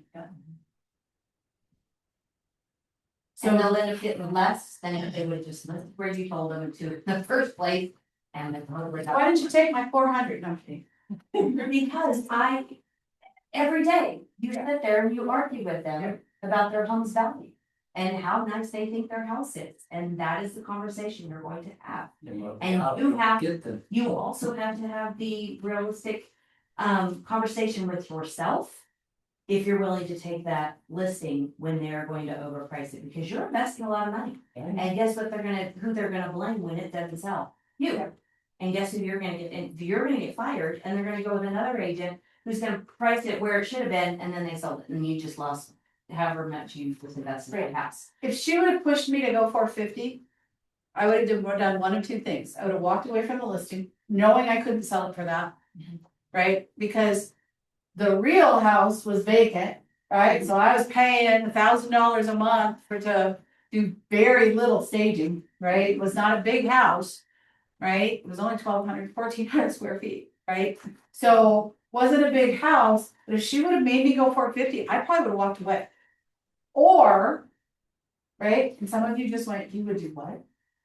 Right, but I'm gonna spend money on photography. I'm gonna spend $500 on photography, spend $1,000 a month for staging. I'm gonna do all this stuff and then I can't sell a house. That's not a good business decision. Or I would have said, fine, Nikki, we'll play it your way. And after 10 days, I'm gonna write in our listing agreement, after 10 days, if we don't have an offer, price goes to $425. And after 20 days, it goes to $415. And I would have put it in a contractual statement that she can't stop me from doing. So if she would have pushed beyond the range, I would have walked away. And it's hard to do. It's hard to do. And we have one right now. You will be working that open house. Alright. Another agent priced or took a listing, same exact kind of house, just different view across the street. Overpriced it by $200,000. Kind of MO. Neither here nor there. So we are going to price our house based on the comps. We even had an off-market sale. There's no way we could sell this current house for what they originally want for it. But they're like, they're wanting 1.5. They're not getting anywhere near 1.5. We like if they get 1.3. He goes, but it'll look really bad if I'm at 1.25 and they're at 1.5. I go, do you want to sell your house? Because they're going to sit. They are going to sit, Right. and it doesn't matter. But getting them to see that, so we did have that conversation up front. Watch. They are going to take a massive price reduction within 2 weeks. They came down $100,000 in 2 weeks. That's the situation with the, So bad. that's what I'm doing open house, and we're at 944. The one right across the street, 1.5. Yeah. The same. Well, and the answer to that is that remember that here was another line I could have used with her. So Nikki, when we go to market, right, we're entering a beauty contest, right? And the buyers are gonna look at the similar homes in the area that are for sale, and they're gonna determine what value is based on condition and that. And so if we were to price your house at $450 versus that neighbor who's priced at $430, their house is gonna look better. But if we price yours in this competitive range, in this $415 to $420, okay, twist my arm to $425, we're gonna win the beauty contest, which means you're gonna be in New York City while they're still sitting on the market. Right? The key is to always go back to her why. And explain when they're trying to list because somebody else listed at that price, but they're not selling. Doesn't matter what they want for it. I want $1 million in a Mercedes, but guess what? I can't have it. Well, one of the Someday. things that I don't know if you guys picked up on, she wasn't talking at me, she was leading me to the answer she wanted. Oh, yeah. Thank you. The only thing I pushed back on was that price, because that is what you're gonna get the biggest pushback every single freaking year. Okay, but what price did you want when you started? I wanted $450, And what did I educate you to? $425. Well, I originally had her at $420 and then she bumped it back up on. Well, you wanted to price on the border. Yeah. But you are always leading the witness. Right. And the reality was, she didn't even, you guys didn't really look at all the comps like she would. You would have spent a few more minutes, which you Just did, spent 20 minutes on comps. with the actual seller. And she might have come even farther once she looked at those. And when we actually did this one, you were willing to go for anywhere from 4 to 425, honestly, because you thought the sweet spot was 415 or 420, and guess what? It was. Yeah. We got 421 and we got offers at 425. So cash is king, sorry. I have another question Okay. on the topic of how you walk through the CMA. So those are obviously printed from the MLS. Mhm. Is there a specific, is it just you printing the customer view plus pictures, or is there something? yes. Client view with the pictures. Oh, then that you can indicate that with one box or something? There's boxes you check for what you want. Okay. Now, So you don't or I show- will pull it up on my computer. You guys, I didn't even create a CMA. I don't create those fancy little CMA forms. Well, so yeah, I mean, I think that's where, and I know Amanda one day sat me down and showed me the Amanda's slick creates the thing that fancy you got CMA there, and I thought that was really nice. Then I found out it costs $500 a year. So I won't be doing. Amanda works very hard, but she is a data What was that? person. It's called a cloud CMA. And it takes a lot of time. It comes in a live version, a PDF version. You can Sexy. print it. It is sexy. It's really cool. But it gives them a very good sexy. Okay. It gives them a very good idea. But this works just as good. But my partner is very data driven. And we deal with a lot of high income engineers. Sometimes attorneys, they See it, eat yeah. that. Right. So remember, I glaze over. So what's the difference? Know who you're going to see. it goes back to the disc that we did last month, Yes. right, with Cindy. Right, knowing who you're talking to, trying to figure it out, and you can figure, once you start to understand disc, you can figure it out from a phone call. Like, I can usually figure out what I'm working with, right, and I can adapt. But here's the thing, I don't need a cloud CMA to talk to me an engineer, because I have my data right here. Right. Right, so I'm using the MLS so they can see everything. Yeah. Right, And we send ours over prior to our meeting. and there's no wrong answer. There's not. And that's what I was saying, you know, this works fantastic. And she can walk me through it and she can circle things and everything. So there's no right way. It's however you like to present data. Because I can't present the cloud CMA like my partner can. I just I like this. But you can do this. I like this. Well, I could do that and my CMA. Right. Like the guy that I'm dealing with, they keep when I tell them kind of where I see them, say, well, you know, that one over there is going for this, and it's active, number one. Yeah. Which is, you know, so I have my CMA, I have the closed and I have a separate CMA for actives. And you could see the band, right? Right. This one's reality and this one is, They're they're all comps and then there's competition. right. Correct. So They're not the same. Usually. it does help me understand why I think it should be where it should be, but they don't see, it's like, yeah, because they'll make statements like, yeah, but ours is much nicer than that. And I'm thinking, nope, you got the same lot, you got the same, you back to the same place, and they have When more you're like other, you know, they have So- more hot Yeah, so I don't know if you guys noticed, but they have granite in all of their bathrooms. You guys have Formica. You know, like that's have where to come this in. comes in, or even if you've got your computer and you have the cloud CMA, say, well, let's look at that house and say, you know, they updated, they've got marble all over their stuff. You guys have tile. It's different than money. Yeah, let me show you another one. Okay, so Nikki, so this one, it is a little bit smaller than yours. Basement, a little bit more finished space than you have, theirs is that way. This one's a 2-story, so that's gonna price out a little bit differently. And you can see in the pictures, you know, looking at the pictures, this is what it is. By the way, this is how Diane Howard does it. So while Nikki's looking at the pictures, she has another copy, and so here's what it says about the house.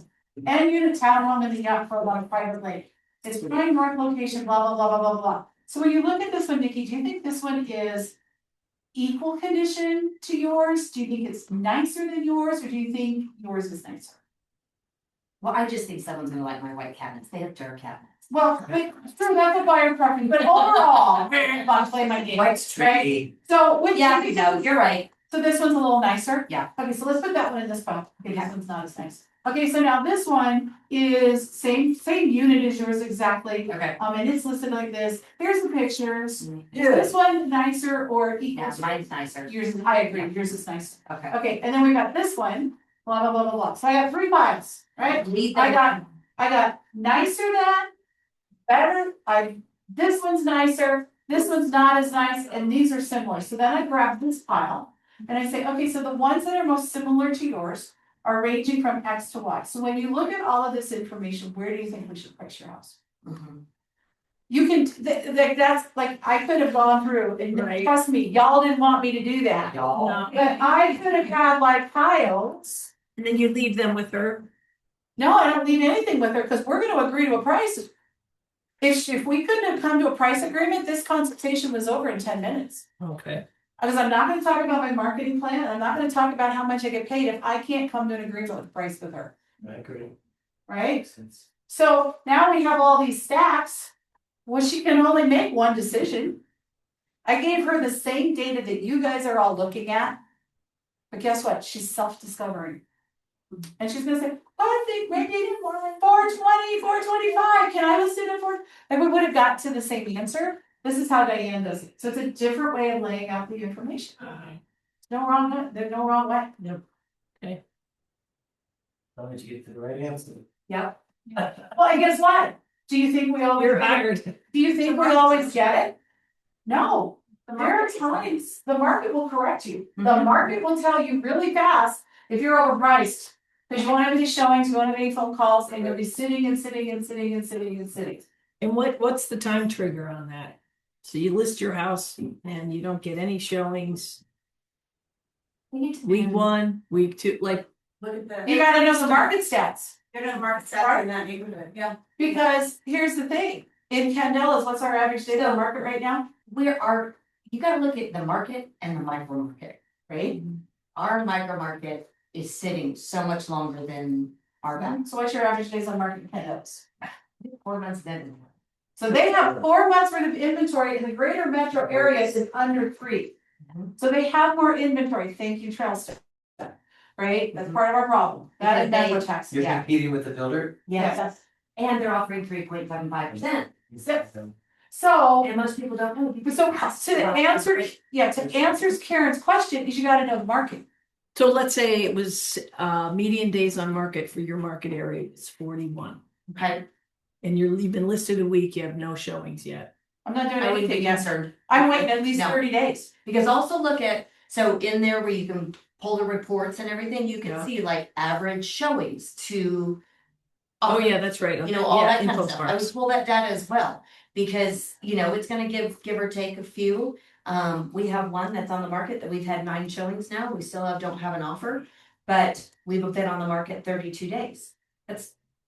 For our micro market, It's not. we're still good, we're supposed to have 14 showings to an offer. Oh, okay. So. But you're getting So close. you think that's pretty good data then? Mhm. So InfoSparks is your best friend. Yep. I'm not gonna teach that. Maybe I'll get Andrea to teach it. But you know, it's knowing your market, knowing what's motivating your seller, keeping your finger on the pulse of what's happening in the market. If you, right, you're at 30 some days, you're getting close to the need to possibly have the pricing discussion. Mhm. Because if you're having 9 showings, people are coming to look at it, you're close. However, not one person has ever said it's overpriced. The number one thing is they want the view. They're all coming from out of state and they don't want to be in a cookie cutter neighbor, so like your neighbors next door to each other. All they see is that view. So that has been the only thing. No one's ever said anything about the price. So it's hard to argue price unless they have to move. Except for some of your experienced buyers agents. Do you, when you're out showing houses, Stacy, I'm gonna look at my buyer's agent. When you're out showing houses to Peter and Emily. Yep.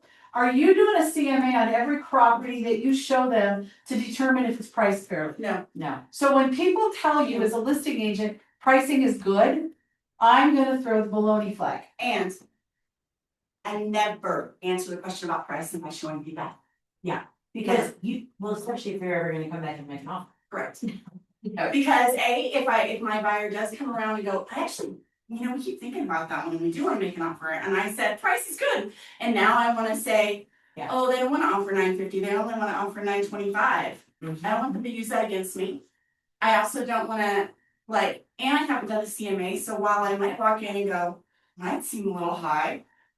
I don't know. Right. Maybe I was, Yeah. Obviously we saw it, so it's not completely out of the realm. Right. except for there is one that we showed Peter and Emily, we know that one's out of the realm. They like the house, but it is completely overpriced with work that needs done to it. Yeah.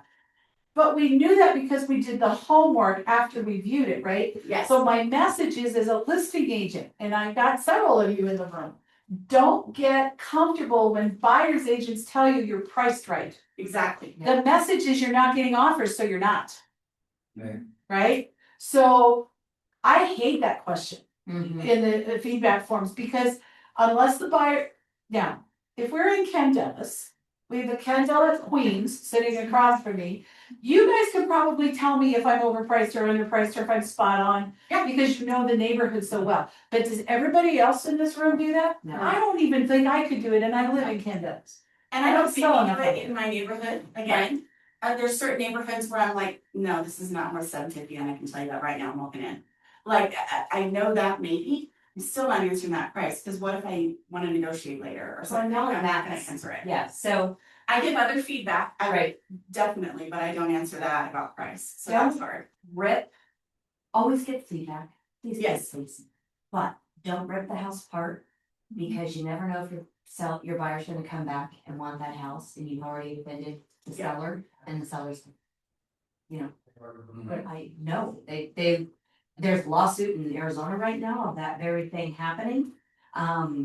The buyer's agent gave nasty feedback on his personal decisions.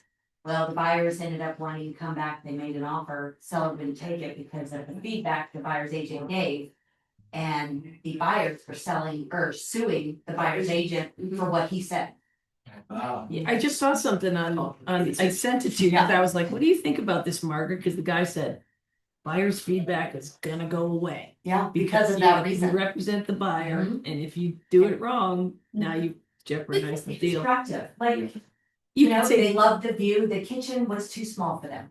It could be too small, but as a seller, my sellers wanna know, well, why didn't they like it? What was it? Give them something, always give a compliment, and just. right, how's Not true. something? Stand. Too, in a way, but Yeah. which was just a little small version. Feedback. Yeah. So I always start my feedback with a thank you. Mhm. Thank you for allowing us to view the property. Yep. Right?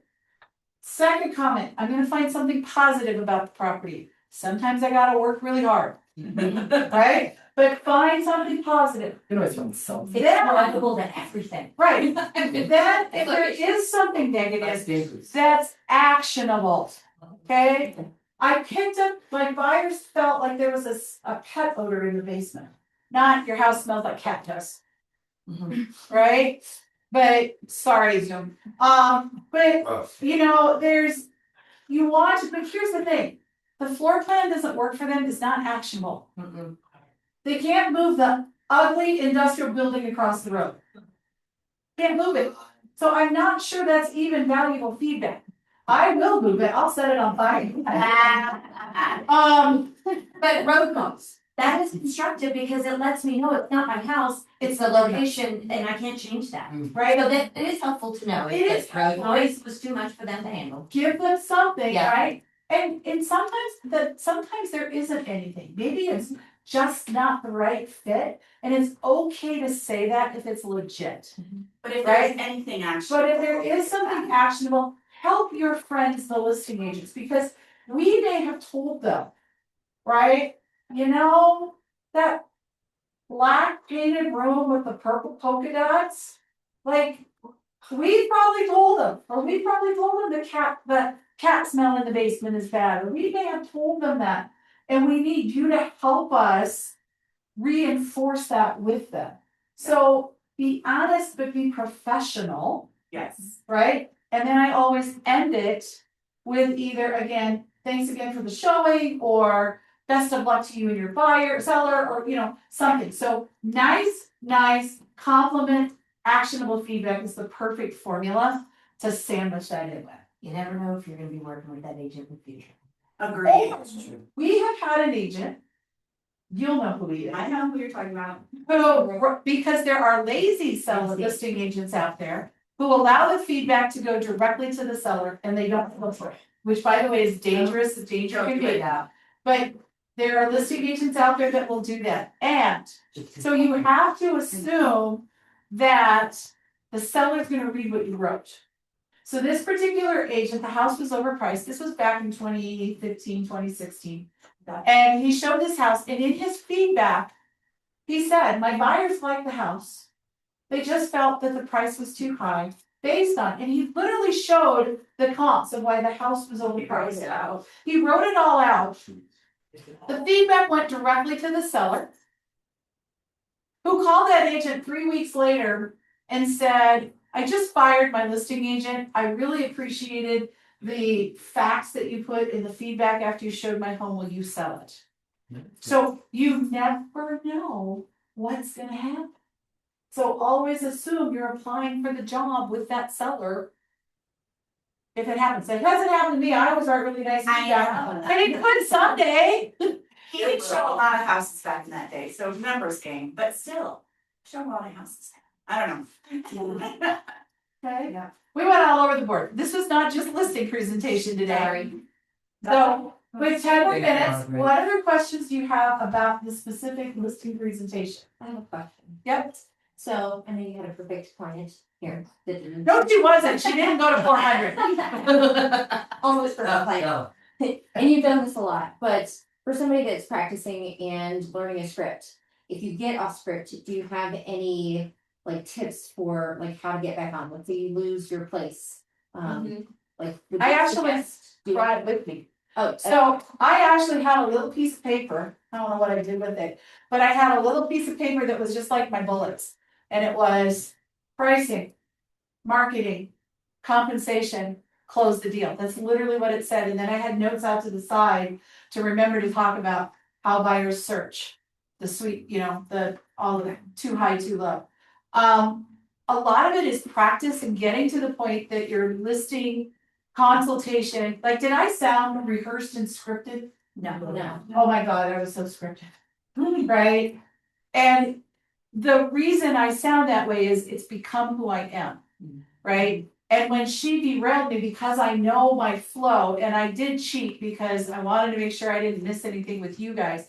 I had a little outline, you saw it, sitting right here to remind me what to do. Put a little something in your folder, right, that your client can't see, right? The beauty of it is they're going to try and pull you off. Like she tried to pull me off in Did you commission hear what I twice, said? She goes, we'll come right back, we'll come back to that later. right? And so it allows me to control the conversation.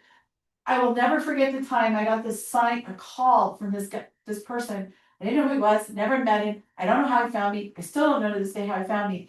And he wanted me to come out right that afternoon to talk about selling his house. And I'm like, I'm kind of a safety nerd. Okay.